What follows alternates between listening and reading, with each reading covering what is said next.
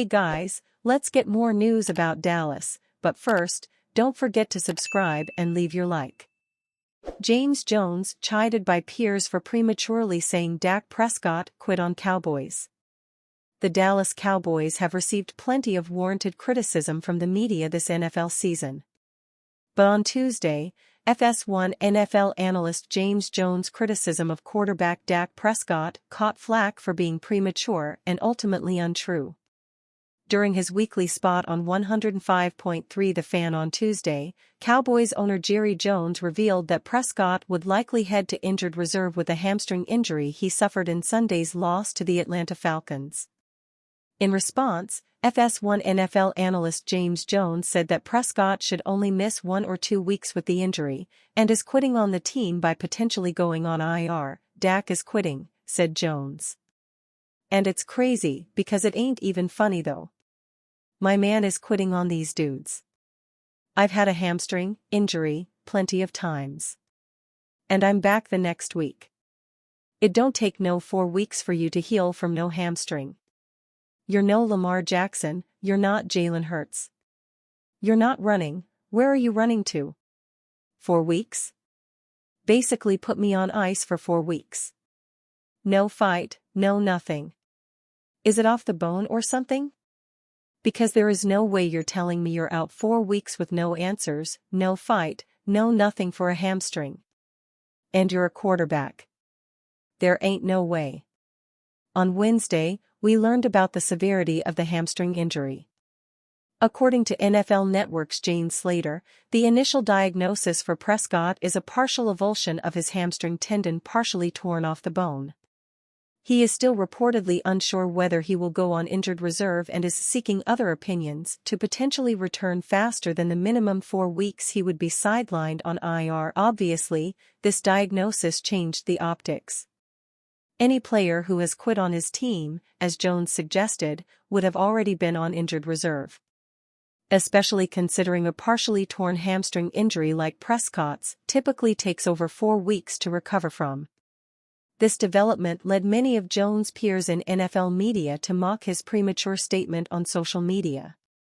Grading the Jonathan Mingo trade, Carolina Panthers come out smiling, for once. Jonathan Mingo's time with the Carolina Panthers always seemed doomed to fail. Those in power thought the wide receiver could become quarterback Bryce Young's favorite long-term target. Not even 2 seasons later, they shipped him to the Dallas Cowboys before the trade deadline. Mingo is going to a franchise in disarray.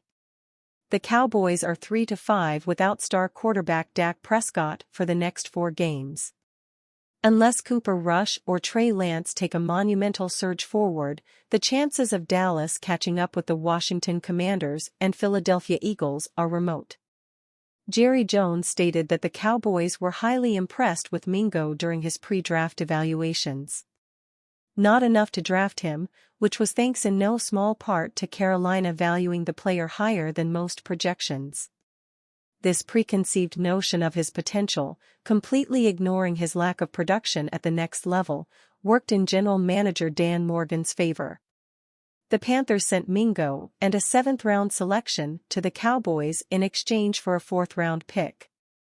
They took him number 39 overall in the 2023 NFL Draft, but this compensation received widespread approval among the fanbase considering how things unfolded for the wideout. Mingo was involved plenty as a rookie but never generated any consistency whatsoever. Signs were positive once again during the summer under the new regime, but the same complications emerged. After being demoted down the target share in favor of Xavier Legette and Jalen Coker, the former Ole Miss standout became a disposable asset. Many thought the Panthers fleeced Dallas in this transaction. Jones is coming under increasing fire for his handling of team affairs. This desperate move to salvage something from the campaign led to another desperate measure. This was a sentiment echoed by an anonymous general manager speaking to Jane Slater from the NFL Network, who made no secret of his thoughts about Dallas massively overpaying for Mingo. Something that worked out favorably for the Panthers. Morgan took some heat for practically giving away Pro Bowl receiver Deontay Johnson to the Baltimore Ravens. However, he deserves a ton of credit for getting this for Mingo. Letting the situation drag on and turn into another Terrace Marshall Jr. farce was not an option. Thankfully, the new front office leader recognized this and reacted accordingly. This is the best possible solution for all parties. The move allows Mingo to potentially resurrect his career in a different environment with a team that does have some pieces despite Jones' constant mishaps. As for the Panthers, they extracted maximum value for a player that wasn't part of their plans moving forward. It's a supreme vote of confidence in Carolina's promising young pass catchers. And looking at the initial returns from Morgan's first draft class, there's a good chance he can find a productive performer with the pick acquired. Simply put, it's the definition of a win-win. Mingo promised much but delivered little. Cutting the cord was the only viable option. Cowboys predicted to add another young WR after Jonathan Mingo trade. The Dallas Cowboys made a controversial move ahead of the NFL trade deadline, sending a fourth-round pick to the Carolina Panthers in exchange for former second-round pick Jonathan Mingo. Despite the addition of Mingo, who was viewed as a raw talent, the Cowboys are predicted to add another talented young wideout to the receiving corps. In a new 2025 NFL mock draft from Bleacher Report, the Cowboys used the number 11 overall pick on Arizona Wildcats star Tetairoa Mcmillan. Mcmillan is a massive target on the outside and could provide a strong red zone threat with his 6'5", 212-pound frame. The Cowboys' receiver room still needs a shot in the arm, Bleacher Report's Dane Parson said. Mcmillan is a big-time playmaker with the ball in his hands. Whether running routes, working the middle of the field or dominating at the catch point, his skill set would benefit Dallas' offense. Lamb needs a reliable receiver to feast against favorable coverages and possibly pull defensive attention away from him. Mcmillan is the guy for the job. This season, the Hawaii native has 63 catches for 1,066 yards and 6 touchdowns. During his breakout sophomore campaign in 2023, Mcmillan hauled in 90 receptions for 1,402 yards and 10 touchdowns.